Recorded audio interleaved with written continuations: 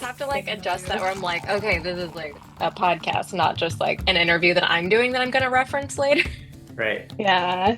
Hello, and welcome to another episode of BeerNet Radio. Beer may be in the name of this podcast, but today is a spirits takeover. So Love I'm it. Sarah Barrett, and I run the wine and spirits side of Shoemaker Publishing. I'll be your host with alongside wine and spirits editor Hannah Kruger. Joining us is John Mixon, who works at TELUS Consumer Goods. We've had John on the podcast a few months ago, and he's back to discuss the latest spirits trends. So, welcome back, John. Hi. Great to be here today. Thank you. And great to see you both. It's been a little while, but excited to be here today. Thank you. All right. Okay, well, let's kick things off with since we're talking a little bit about data and digging into trends, maybe let's start with a quick overview about like where things stand in the spirits world, and then we can kind of pull at the more interesting tidbits. Yeah, for sure. So a lot of the analysis that I do is going to be based on sort of pull off of shelves. That's what I tend to look at when I'm supporting a lot of the clients that we have here at TELUS Consumer Goods. And so this will be, kind of based on a combination of Nielsen data and NABCA data, which is super useful. Nielsen also has their CGA data for some on-premise insights. But yeah, so kind of a combination of different things that I tend to knit together to look at the industry. And yeah, it's, like we all know that I think many of the folks who are in this industry, there's some challenges as it relates to the volume and some shifts in Hmm. consumer preference that are really, impacting all of beverage alcohol overall. Spirits have been a little bit of a bright spot, undoubtedly driven by some of the, kind of consumer trends towards convenience and having ready to drink beverages and the success of, some great brands out there in that RTD space. On a pure volume basis, spirits are up a little bit over prior year. Looking at the trailing 12 months, up maybe a percentage or so, 1.2% is what I'm kind of seeing overall. With wine down about, kind of five almost 4.8% year over year, latest 12, and that beer FMB kind of cider space being down about 3.7% overall year over year. Some of that I think I think some of those trends that are positive trends in spirits that are kind of masking I don't know if masking is the right word exactly, but to some degree masking still a shift in terms of sort of pure alcohol consumption. We talked about that in the Mm. last pod a little bit. Where when you adjust for sort of an equivalized view and equivalize things more around, say, like a, kind of a standard proof 750 bottle, something like that, spirits are really, still down by from what I see is about 4.5% overall. And wine down even deeper than that, as well as beer. So it's a major adjustment that's going on in the industry right now. We've seen it, and but there are definitely some bright spots as well. But the overall industry landscape is still seeing some downward trends. But I also think that there's some little hints here and there that things may be starting to turn a smidgen, or at least reaching a little bit more of a bottom. Well, that's always good to hear, right? If there's Yeah. a I try to be so positive as much as possible about it. It's all of our business and space, and it's something for me personally. I love a good cocktail, so uh, I like to see the if industry we're do going good. by personal consumption, these are different. At least on Yeah, the shoemaker side, I think we're pulling our weight. you Okay. guys are trend. You guys are trending positive, up 10. Yeah, exactly. Good to hear. Yeah, we're doing our best, doing our part. Nice, as am I. Uh, awesome. Okay. When we were kind of looking at things to chat about today, there are like a few areas. So where do you want to start, John? Is there anything in particular you think would be Yeah, maybe the most telling? for sure. Yeah. I mean, I think just understanding kind of some high level channel views is super helpful to understand and think about where and what kind of consumption patterns, especially because so much of the industry, reached a pretty wild turmoil point, during the pandemic, especially, being in beverage alcohol. There's just so much consumption that happens on premise. Beer is typically in the 25% range. Spirits is typically even greater than that in terms of the amount of spirits consumption that occurs. And so kind of diving into that spirits channel perspective, based on some of the data we see from, say, like the CGA data from Nielsen, which I think is a wonderful data set.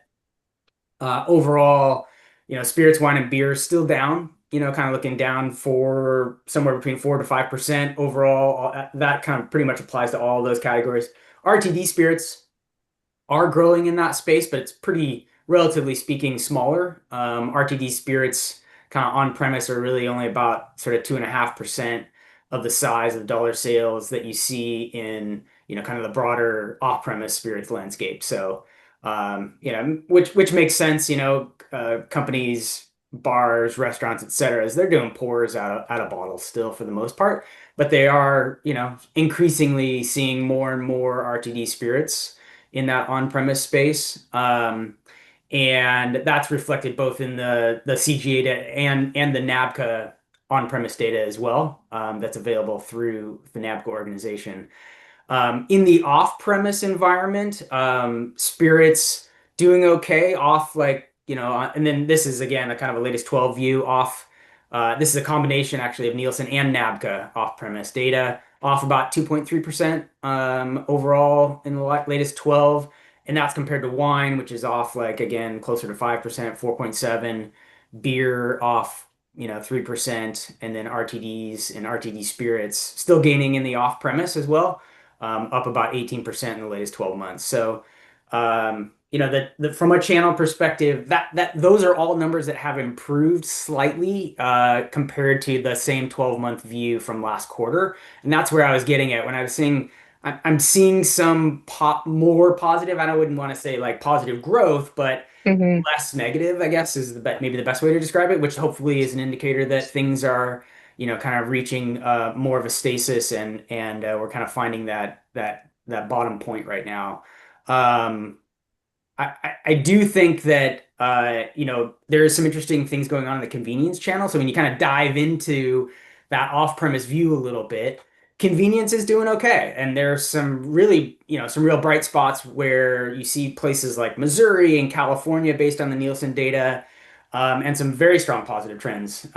Spirits up 20%, roughly speaking, in Missouri, and Missouri convenience on a case basis. California up 14% on a case basis in the latest quarter. So those are, pretty intriguing and interesting spots from a channel perspective that are seeing positive trends.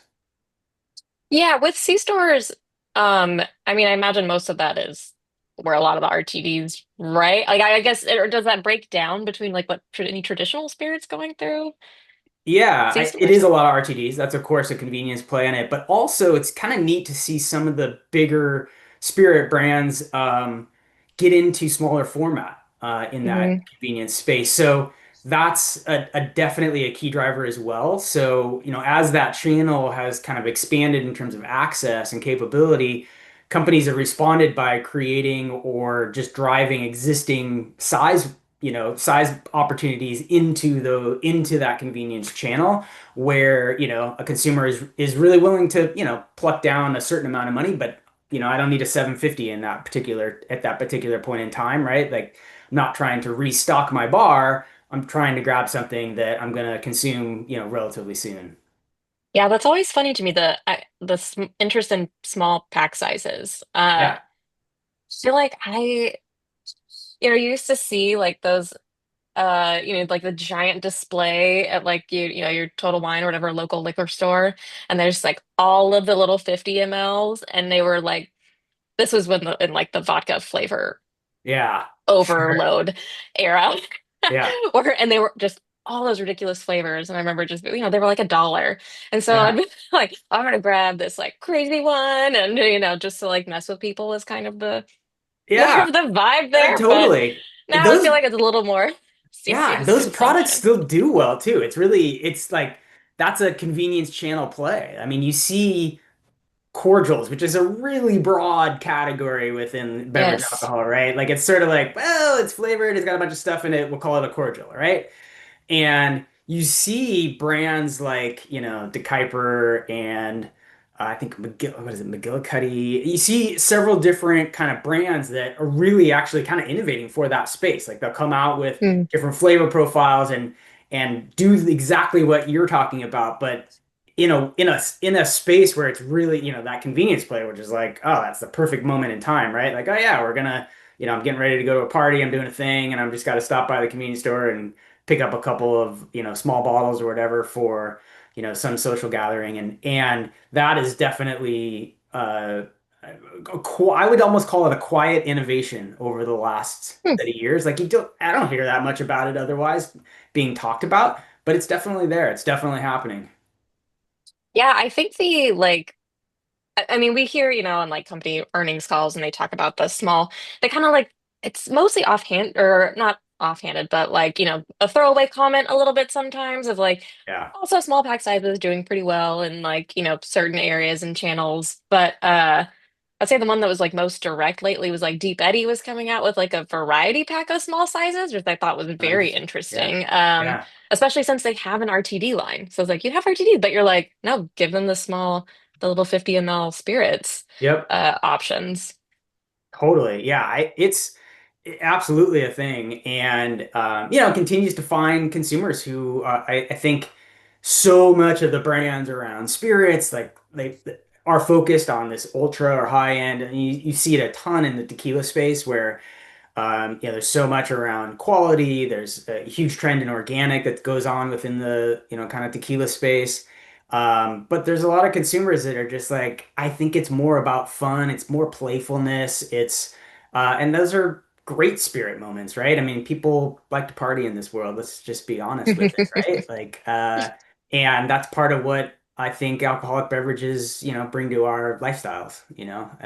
So yeah, it's neat to see that actually happening out there. I think in the industry because it is, it's a great variety play and there's some real success that's been going on and it's been a little bit quiet. Yes. Okay, bring up the like tequila stat there that you guys had on the small pack sizes. Like that was crazy. Yeah, I have a really cool analysis that I want to just show you about this. So I'm going to do a screen share, and I know we're on a podcast where a lot of people are not going to be watching, but there's a neat thing going on in the tequila space. Can I move all of this? Do you guys see? Is the header? I'm sorry, I'm gonna move all that. Whoop. Okay. Yeah, we'll cut that. Yeah. All right. This is everybody listening's cue to switch to YouTube right now. Yeah, Yeah. there you Right. go. Hopefully, that would be amazing if they did. Uh, okay. So. This is a report that I really love, and it's like one page, but it's super interactive. So I call this just kind of an impact breakdown on the industry and something that we, have kind of recently innovated a little bit more with our clients that we'll be launching. And it has this fantastic waterfall kind of view, but it's super interactive. And what you can see obviously is sort of, at the top level portion of this graph, it just shows spirits from a year ago to now, and I'm just looking at the latest quarter of data, and this is Nielsen, total US XAOC data. And but you can see the obvious growth in prepared cocktails and tequila and some of the declines in some of the other space.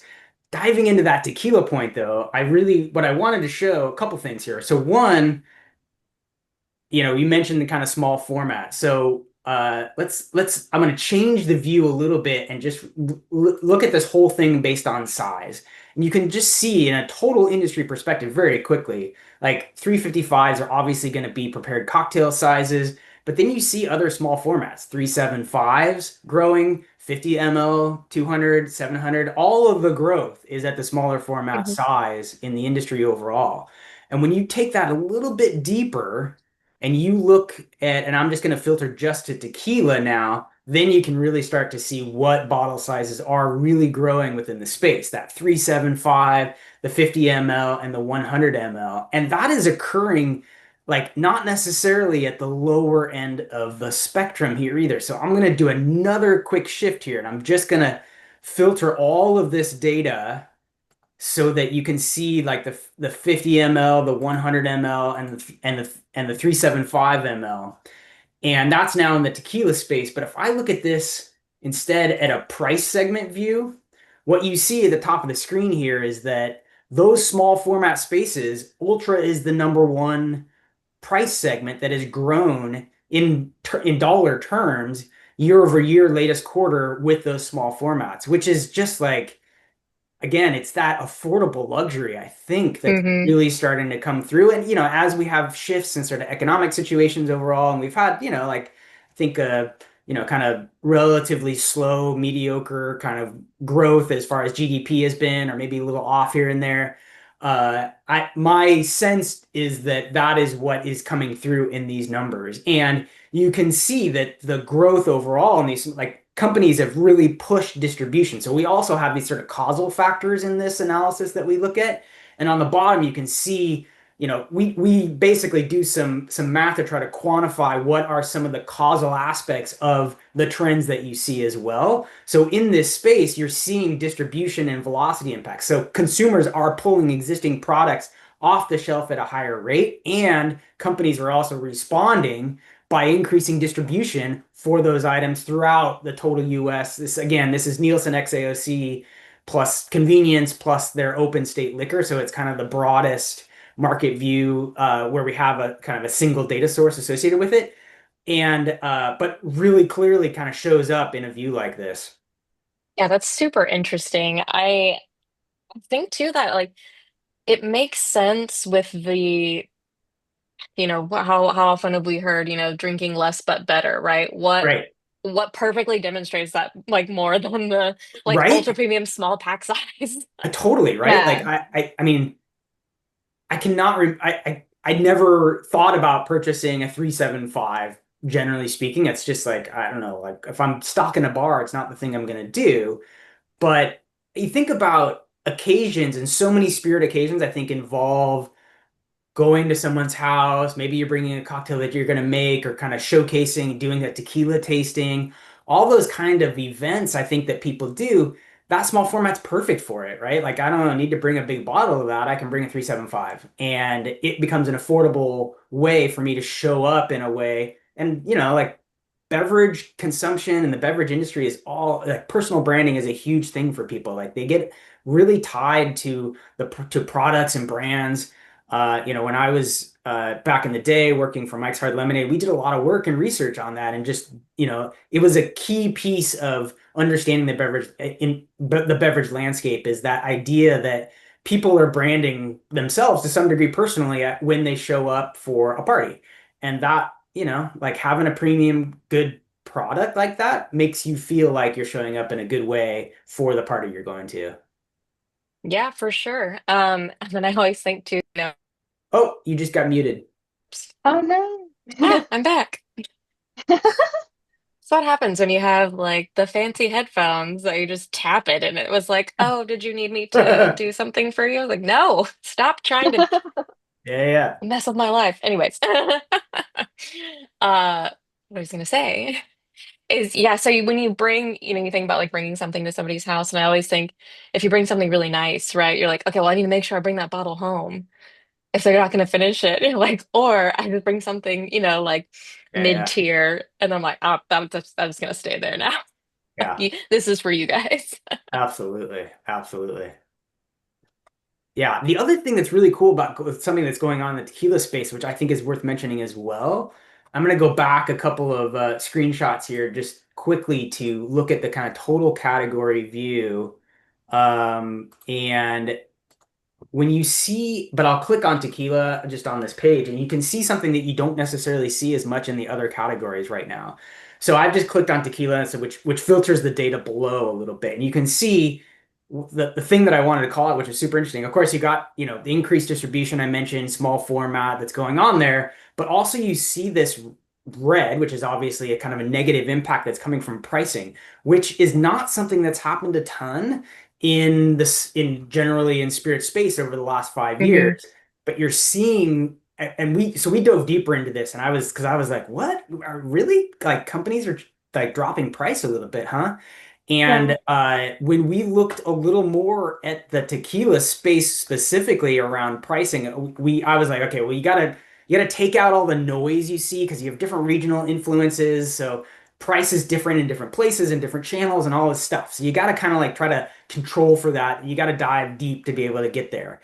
We looked at like the top 100 tequila SKUs in California food, which is like the vast majority of the tequila that's sold within California food space. So you see, like the 80/20 rule kind of stuff, right? Like the Hmm. bulk of the sales. And uh, and 92% of that price impact was coming from those top 100 SKUs and resulted in a mean price change of minus 2.4%. So 57 of those 100 products reduced price in the state of California in the most recent 13-week period of time. And 46 of those 100 reduced it more than 2%. So there was some real price concessions that have taken place. And that has driven, if you kind of look at same volumes, that ultimately drives, of course, kind of the revenue or the dollar figures down in the space. So, and you don't see that, I'll use an example here. That's tequila. And if I click on whiskey at the same time, I don't see that same impact, right? Like the Hmm. pricing impact is a considerably smaller bar as a portion of the total decline. Whiskey obviously seeing some challenges overall as a category, but I just thought it was really interesting to see that trend starting to occur within the tequila space. Yeah, like what could be driving that? I, I, Yeah. it's a great question. Hannah, do you have some thoughts? Sorry, go ahead. Oh, well, no, I've been thinking about this while we've been talking about this because I don't, you brought it up without me even having to ask it. I was like, oh, can we do like a geographic like layer to this? Because I just saw a recent headline about how like some of the unemployment rates are like the worst in California right now. And like Mm, I Mm, think also kind of running parallel to like Constellation's most recent earnings where they were like, well, like the Hispanic consumer is really impacted. And so, right. I mean, I would imagine that's pretty closely tied like with tequila as well, right? I mean, Yep. not to draw too many assumptions, but yeah. Yeah. Um, so there it shows like how sensitive like these companies are to like they they're seeing the data and they're adjusting the pricing where exactly where it needs to be adjusted, you know? Yeah. Yeah. There's also I, like the supply issue too on like agave and stuff that yeah. is yeah, allowing them to drop the price. So Totally agree with both of those points. And I yeah. think, I looked at some other states a little bit too, and that trend does bear out, but I think they're also in other states, where you have really significant populations of, Hispanic customers who, again, and or other ethnicities that I think, might be gravitating towards that as a product set. The and the situation, like, as you mentioned, in kind of overall industry, as it relates to tequila, especially, being part of the tariff environment, and you layer on that aspect, in addition to sort of some of the supply possibility opportunities, whatever, kind of perhaps oversupply, don't know. I think to some degree that is also leading companies to try to make some price concessions in order to stay as relevant as possible to their consumer base. Yeah. Yeah, I love that observation. right, perfect. Um, well, for anybody who's just listening, I would say go watch the little clip on how John's manipulating these these Yeah, slides yeah, here. yeah. Right. Yeah, and I That's will. I fun. can I can stop my share here as well. Go back to this. All right, people Oh, can go I was back to just sucked listening. in. My TV show just ended. Dang it. Awesome. Um, cool. Is there any other we talked on channel breakdown and then we did some specific with tequila for, geographical trends, but maybe some wider geographical trends that you guys are seeing too? Yeah, sure. So I think in the kind of there are some regions actually that are seeing some interesting kind of growth. So one of the things I love to look at, because the NABCA data is just so rich. I gush about that data set all the time because it's just so cool. I mean, they're literally like you're getting like account level data in a lot of states. You're able to see on and off premise accounts even. Like we were looking at this NABCA is account. not a sponsor. No. Yeah, totally. Yeah. I mean, they're an organization. They don't even probably can't even sponsor. I don't even know. It's nonprofit. But they, with that level of detail, you can see things like an account, or in southern Alabama on, kind of on the shoreline down there, that all of a sudden is booming with a particular product, and you're like, What's driving all their growth there?" Oh, they throw like a bubble party every day or something like that, and it like features a particular brand, and that brand is totally blowing up. And anyways, I just like it's wild to see the impact, and frankly kind of meaningful. Like there's still a thing in this industry which is called the on-premise where you can grow a brand. Like you can do things in that space that are super impactful and help you to really grow brands. So we did a little bit of an analysis around beach trends. Summer is kind of coming to a close a little bit. I'm not a huge beach guy, to be honest with you. I'm a mountain guy, so I don't spend a lot of time down the beaches, and I don't always know what's going on. And frankly, when I do go to the beach, it's the Oregon coast, which is a little different than like everybody else's kind of beach Yeah. atmosphere a little Mhm. bit. It's cold and windy most of the time down there. Yeah, not very good sand, just laying in the rocks. Like, Totally. Yeah, exactly.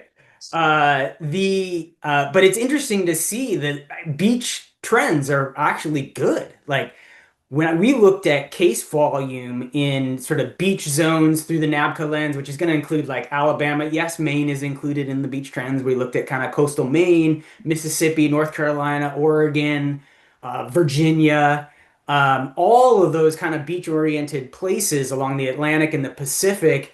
They're up in the latest 3 months, 2.1% over prior year, which is clearly a buck of the trend when you look at that in comparison to non-beach zones over the same period of time year over year, which is down, roughly like 0.6% overall.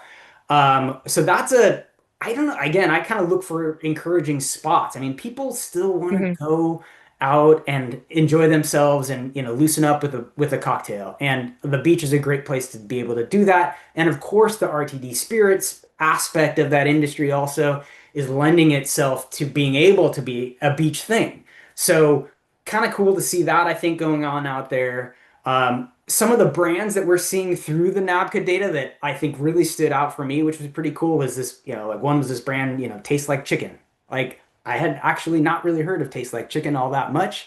I had to look that up when you sent that. I was like, what is this brand? Yeah, I I meant to. I was like, what's going on here? yeah, They have a very funny proposition, like all vodka tastes the same. So they're like, oh, like it totally. tastes like chicken. So Yeah, like Oh, I yeah, was like, okay, it's okay, not I can get chicken behind it. flavored. No. yeah. Because I That's like could see number one is that, it's like not right? Like a Bloody Mary, like savory chicken, Totally. It's not that fat it couldn't wash, be let's like like a go. broth. throwing a little like bone broth Yeah. into your beverage for sure, right? Savory. Hannah loves I the mean, umami. She's a big fan. I this feels honestly, like a Gen Z trend. I'm into it. If Nice. it's not a thing already, we need to make it a thing. Yeah. I'm on board. I'll be an investor. No problem. There you go. Cool. I'm ready to quit my day job. Let's just make chicken flavored And make a brand. vodka. Yeah. I think it's interesting. So like that space is kind of an interesting space to me because vodka is one where it's like you don't need to age something for 12 years, right? Like it can just be ready in a relatively short period of time from a distillation process. And Tito's vodka is a fantastic brand. They make a great product. And other companies are unquestionably, I think going after them a little bit. Here with different value propositions, and this is one of them. And like over the last couple years, it's just really started to blow up a little bit, and we saw that trend very much pop in like the southern beach environments, which was pretty interesting to me. And equally, there's kind of broader space within vodka too. You're still seeing Wheatley, which is I can't, it's not, Sazeracs. yes, no, no, no, no, it's oh yeah, maybe it is, yeah, yeah, Wheatley from, yeah, that's right. Yeah, I think it's from Buffalo, right? It's the Buffalo master Trace. distiller. That's right, from Yeah. Buffalo. Hmm. And still seeing growth, like still expanding that product out there. So I think there are companies that are, trying to take a bite at the big shark in that kind of domestic in that domestic vodka space, which is pretty cool. Yeah. And then we're still focusing on like the beach region, right? I think I cut you off. I got too excited about chicken. That's okay. Yeah, the chicken thing was definitely a beach trend. The Wheatley thing is a broader trend, I think, just within the vodka category overall. Yeah. Yeah, yeah. Yeah. I want to continue talking about the beach, honestly. I was gonna say, Yeah. I don't know if you're seeing this on your end, but I feel like tying into like we go to all these conferences, we see a lot of like craft brands like trying to pitch their thing. And it feels like there is this sort of like always summer vibe kind of running through, like Mm, tons of like limoncello, like tropical flavors, like yeah. a lot of light and There bright. have been a lot of tropical. Yeah, Yeah, a that's lot of true. citrus, like lightly Mm, Hmm. sweet, lightly sparkly, like whatever. yeah. I mean, I feel like it's like one of the number one pitches I'm seeing. And so I'm like, are we seeing that at the beach? Like you know, who's Yeah. driving this? Yeah. I think it's a great question.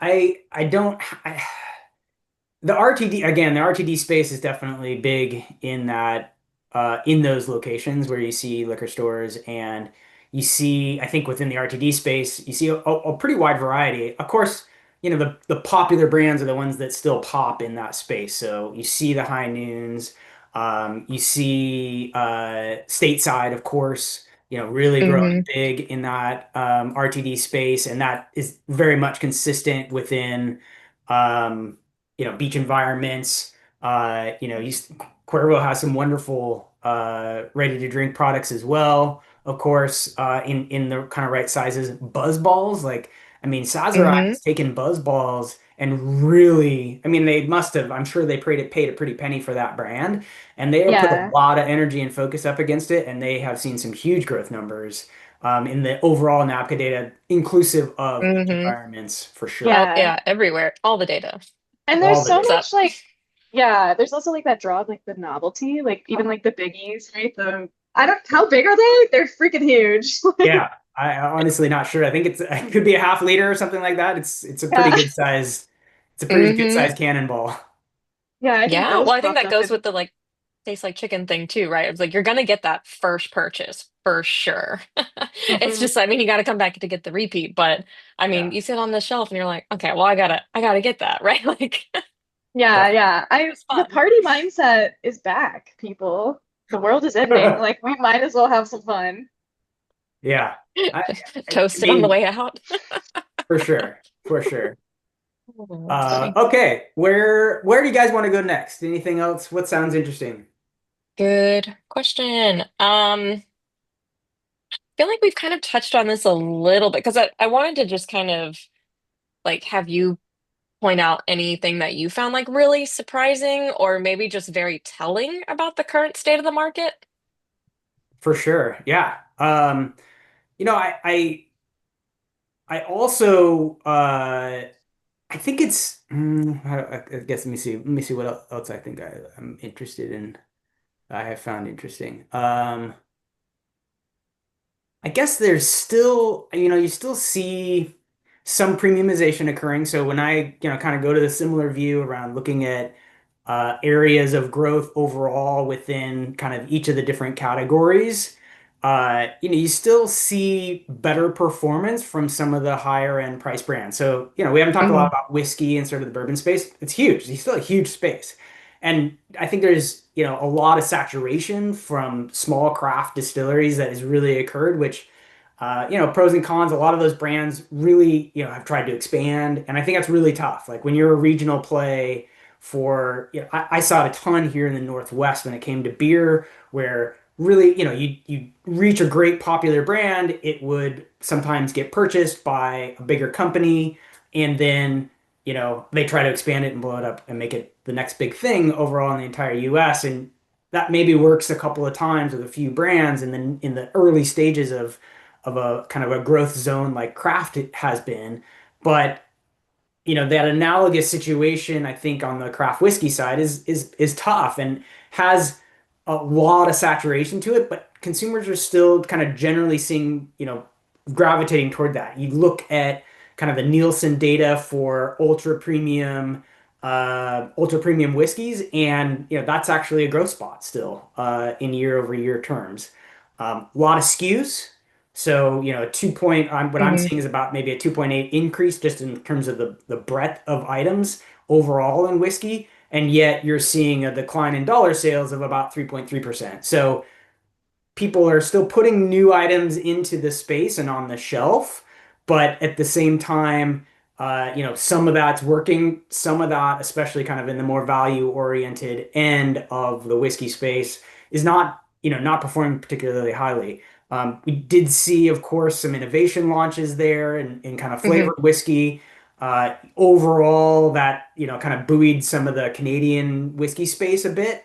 But at the same time, kind of overall, that while that's good from a new item and new distribution perspective, what often happens for brands like that when they launch, kind of major extensions, flavor extensions, you see velocity decline. So cannibalization is a real thing out there that Hmm. occurs. And when, brands expand, consumers they gravitate to that. It's great. Probably in the net, oftentimes you're seeing a net increase in terms of dollar sales or and volume sales, but it does ultimately come at some level of expense on kind of core product lines, and that happens in the whiskey space as it does in just about every other beverage alcohol space that you see out there. Yeah, for sure. I do think at least whiskey's taken a more like thoughtful approach to flavors.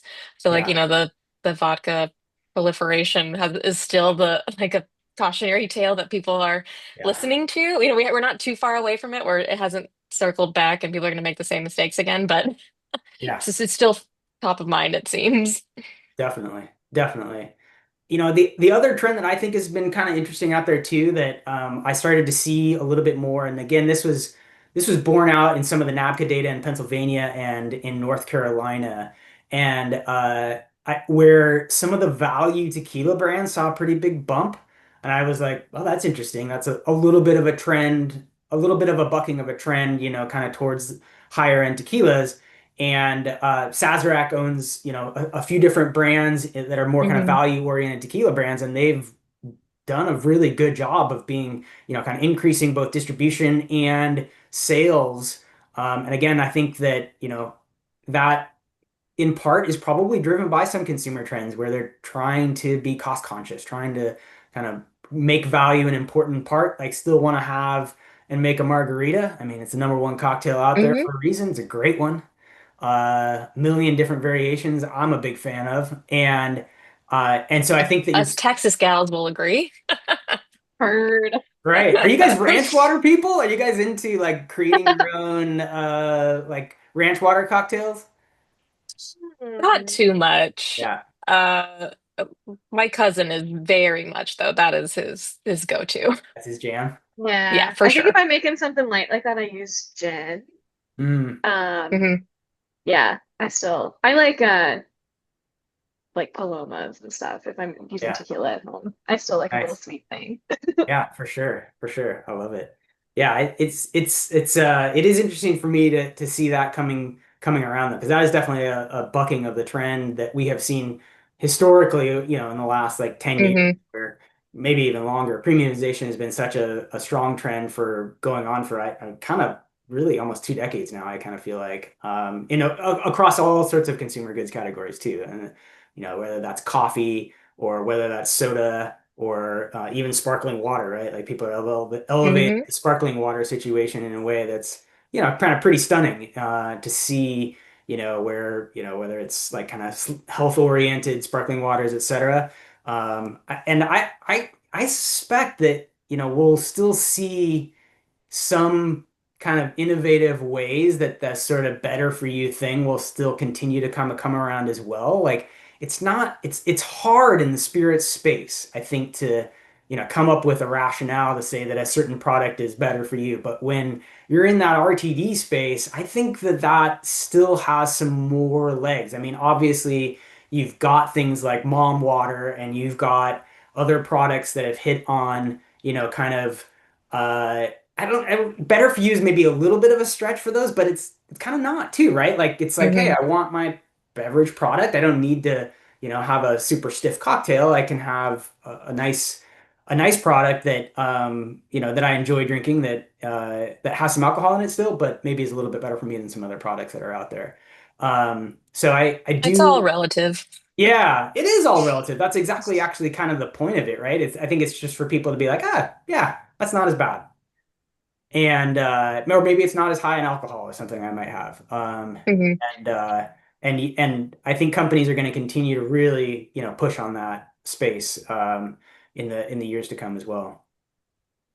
Yeah, for sure.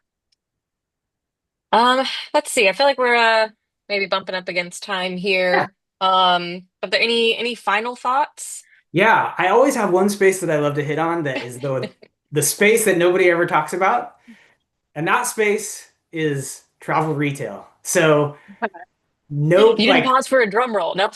we hit it last time a little bit. I wanna touch on it again because I think it's such a cool space. And again, For sure. companies are like nobody ever looks at duty-free products. I mean, it's much more of a global view, obviously. I mean, you can Hmm. purchase duty-free stuff, of course, in the travel airports, internationally, all over. But it's also a cruise ship play. It's also like there's some unusual spots where you buy duty-free products, and there's some pretty, interesting trends going on there. So, we've talked about tequila a little bit. Traditionally areas and countries and regions in the world that didn't focus on tequila as much, and that includes Europe, honestly, like not as big of a thing in Europe. Definitely not as big of a thing in the APAC areas overall. And you are seeing that change fundamentally when you look at the global travel data. Tequila grew a ton. It's a little off from where it was on like year over year. It's like 24% on the latest 12 months growth from what we're seeing, which is a big, big number. So companies are Hmm. focusing on that space for sure. And even though, like, uh, oddly enough, Mexico is down. When you look at kind of the Mexico region for purchasing tequila, down almost like 12% from what we can see. But India up 30%. Wow. United Kingdom up 32%. US even in GTR, you're seeing sorry, GTR we use for global travel retail. You're seeing up 5. So uh even Australia up 20 some odd percent overall in tequila within that travel retail space. So it's pretty cool. I think it's pretty cool actually to see how a product that, gains a lot of strength. I mean, the US historically and still kind of is like we lead a lot when it comes to trends in the world. And you're seeing it here where a trend in the United States that has happened for sure over the last, 5 to 7 years around tequila. A lot of celebrities involved in that space that have been super successful with it. And now they're going, oh, hey, what about Asia? What about the United Kingdom, Europe, and India of all places? I mean, it's a giant market in India and it continues to expand. And I lived there for like 7 months. Never did you see a bottle of tequila. Like, I mean, it just was never a thing at all in my entire time there. And seeing that that's starting to become a trend in those locales, in the duty free sector, I'm sure is also trickling down into the actual sales when you look at liquor store sales in India, where I'm sure those products are getting sold more and more. So that's the last thing I wanted to bring to the table, which is like a little bit of an unusual twist, and a space that we don't often talk about here in the industry. Yeah. No, it's true. We don't, because since yeah, we stay fairly focused on the U.S. market, but I mean, it's always nice to pull out, Yeah, and take a wider look at other for things sure. going on, because a lot of times that bleeds over, right, into other U.S. trends or informs other things. So Yeah. appreciate it. Um, and you've been doing this a while, John. Like in your experience, like how do you see GTR kind of like trickle down into local markets? Like is it sort of like a early indicator of trends, or is it just because we probably have the US probably has like the biggest amount of people with disposable income to like go abroad? So is it just US people buying stuff abroad? No, it's definitely not. I mean, when you look at, my belief is that the purchase patterns that exist a lot of times in travel retail are like consumers when they're on their way back home. That's when you trigger a purchase because you don't want to walk around wherever you're going to for obvious reasons with like 3 liters of booze, and it's the thing that you do on your journey back, uh, Okay. and so I think that the trends that I speak to are more people who are, residents of those areas who are making purchases that they're bringing home to those areas. And so, uh, while I don't per se have as much access to the data that is like what is the Indian, what's going on in India in liquor Yeah. stores, Hmm. it's a billion people. I'm sure people are tracking that data somewhere a little bit, but it's hard to track having lived there. I'm sure it's not the easiest thing to do to walk into, a liquor store and figure out what their sales are, and gather that data in any sort of meaningful way. But I do think that it's an indicator of what you probably are seeing in terms of taste preferences, and local places respond to that, right? Like the local liquor store is going to change their assortment, and when they see and start to hear about trends like that. So my belief is that it's probably not a leading indicator, but it probably is an indicator that is consistent with how the rest of the market is also trending. Okay. Yeah. Yeah. Fair. All right. Well, John, I appreciate you hopping on again to, share the latest and like some interesting and different views on the sets of data on the spirits market. My pleasure. Love to connect with you all, love being on your pod. So Yes. I hope you guys will have me back someday. It's super fun to see you both. Yeah, thank you. Really Yeah. appreciate it. Seriously. Thanks for being part of the Brain Trust. Yeah, my pleasure. Also, we got to see the shirt this time. Last time he had a pearl snap on. Yeah, so this one's not a Pearl Snap, but it is from my local like vintage store. I love this shirt. This is one of my Yes, he's a favorites. thrifting king. Let's go. Yeah, it's a little boogie nightsy, I'll give it that, but Yes. I love Color it. for sure. Yeah. I love it dearly. It has a wonderful polyester feel to it that you just got to really enjoy in the modern era. Nice and not breathable. Love it. Not at all. Not at all. It smells horribly in like 10 minutes. It's all the things that you really love from a shirt. So Yes. Thank you for pulling out your best for Beer Net Radio. always, Yes. always. I will try to pull together a signature shirt for any time I'm on with y'all. There's high Perfect. expectations now. I So, know. I get it. Yeah, I yeah. gotta It's keep gonna it be hard to sharp. top this one. right. My pleasure. My pleasure. Great to see you all. Good Awesome. to Thanks, see you, John. John. You bet. Have a good one. All right. You too. Later. Bye.